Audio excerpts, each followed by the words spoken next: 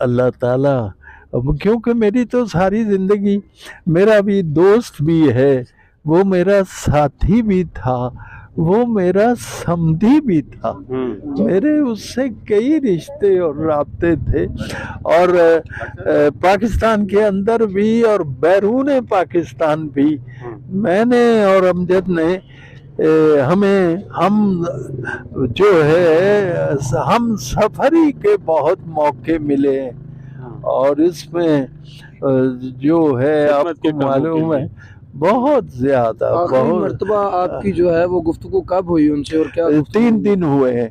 मैंने पूछा कि आप उम्रा करके आए, तो कह लगे हाँ, और बड़े खुश थे। मैंने कहा जी ये बड़ी खुश, ये बड़े नसीब की बात है। और फिर मैंने उन्हें कहा कि मैंने अभी ज़ीशान को फ़ोन किया है। बहरहाल जी, ये ज़िंदगी एक गाड़ी